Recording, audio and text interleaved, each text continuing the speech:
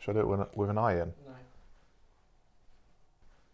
Hey guys, I'm Griff and you're Caroline. And I'm Caroline! Let me say my name! Welcome to our video detailing all the surprising gameplay facts about Borderlands 3. For this video, we try to look for things about the game you might not know about. If we taught you anything you didn't know about Borderlands 3, give this video a like and subscribe to PCGamesN. On with the video! Let's do it!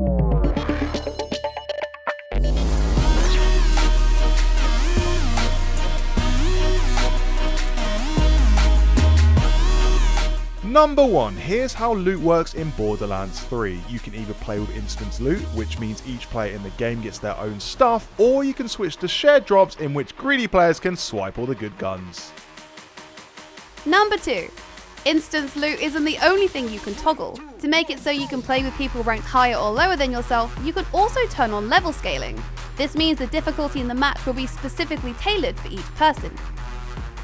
Number 3, speaking of co-op, there is no local co-op on PC. While console players can play co-op split screen with a friend, there's been no confirmation the feature will be available for us PC players. This is probably payback for when Borderlands 2 had PC exclusive goo physics.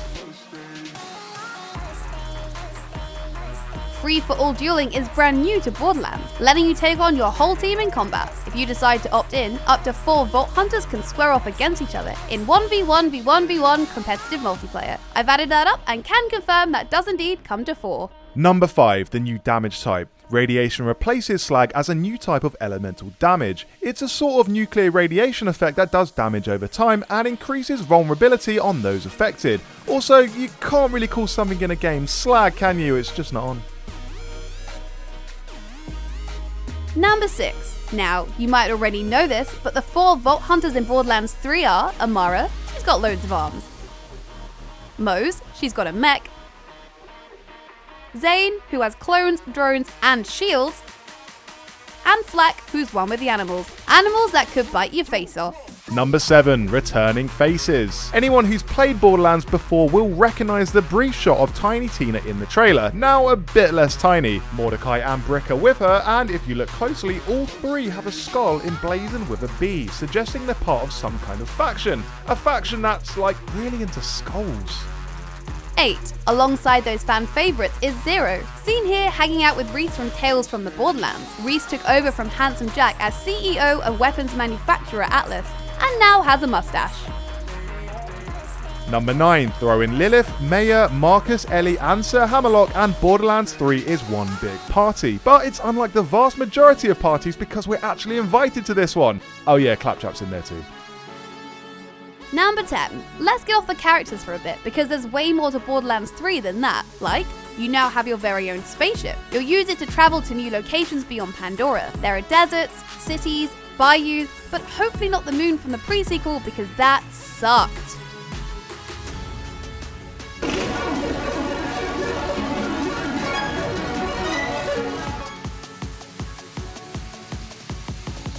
Number 12, you can leave your mark on the world. For starters, you can mount trophies of your kills in Sir Hammerlock's room. You can also mount guns in your spaceship. Let's hope they have room for about 1 billion of them. The spaceship's decor also changes depending on your Vault Hunter. So, Amara's room, for instance, has a purple bedspread and punching bag. What you want? 13. There are loads more ways for you to customize your Vault Hunter. Unlike the last game's options, which were basically just skin swaps, here you can work on entirely different costumes. There are choices for different parts of your character, different echo themes, a range of emotes, and even special respawn animations, so you'll feel slightly less bad about dying. Number 14, customize your vehicle. Vehicles are way more important this time around. You can pick their colour, weapons, armour and texture to travel in style. Number 15. Speaking of vehicles, this footage sheds some light on some of the new ones. These bandit cars have battering rams on the front, which will likely deal extra damage. Elsewhere are cars with digger attachments, hover cars, and even a motorbike with a wheel that goes all the way over your head. Number 16, Borderlands 3 is really leaning into its vehicles. I mean, you can quite literally lean into them and hijack them if you get close enough. I was never a massive fan of how vehicular combat felt in the last games, but with new features like this, it looks like it's improved loads. 17. So there's no local co-op as we said earlier, and there's no crossplay either, but there is a ping system. Okay, it doesn't exactly make up for it, but the ping system lets you point out enemies, chests, and guns by highlighting them, which is something we guess. Ping! Ping! Ping! I sound like an idiot. Number 18. Not so much a new feature this, just something I found quite interesting. In an interview with the Metro, Borderlands 3 art director Scott Kester revealed how the commercial flop Battleborn made Borderlands 3 better. Kester said, quote, "We needed a break, because if we didn't have a break, I think we wouldn't have made something as good. So basically Battleborn was the equivalent of a holiday, but like a really stressful one with a load of buffoons in it." 19. There are female psychos in Borderlands 3. In the first 2 games, you only ever saw male psychos, so it's good to see the gender balance restored. Number 20. Just a quick thing on artifacts. These are basically buffs you can loot. So one artifact might make you cause a mini explosion every time you slide. They're going to help you fine tune your Vault Hunter just that extra bit more. 21. Here are the 3 different special editions of the game. First up, the deluxe edition includes a retro cosmetic pack, a gearbox cosmetic pack, a toy box weapons pack, and equipable XP and loot drop boost mods. Number 22. The slightly more expensive Super Deluxe Edition entitles you to everything in the Deluxe one, plus the Season Pass featuring 4 campaign DLC packs. If you're a long-term Borderlands player, this is the pack to get. It also gives you a weapon trinket, grenade mod, and something called a Butt Stallion weapon skin. 23. The Collector's Edition is the ultimate edition of the game, and it's the one to get if you want all the physical stuff like a cloth map, 10 figurines, a model of your ship, and an actual diamond loot chest you can put your trainers in. 24. There's a way to get 5 gold keys to unlock chests when the game comes out. To do it, you'll have to sign up on the Borderlands 3 VIP site. Now, I hate signing up to things, it sucks, but you'll also get a unique weapon and skin too, so it's definitely worth doing that. Get the freebies.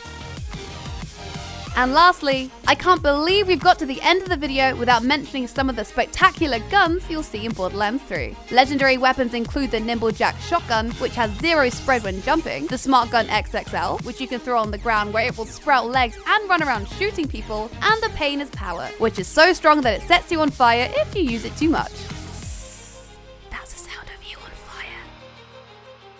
So those were all the things going into Borderlands 3 that are gonna make it absolutely good. Sorry, Kieran. That's spike. So those were all the things going into Borderlands 3 that are going to make it absolutely phenomenal. I can't wait. I can't wait either. Literally can't wait. The game releases on the Epic Store on September 13th, which is not that long at all. Not at all. If you want to form posse with us, then put your Epic Store name down in the comments. Cool. We'll get going, right? Yeah, let's do it. Put your name in the comments. Until then, see you next time. Bye.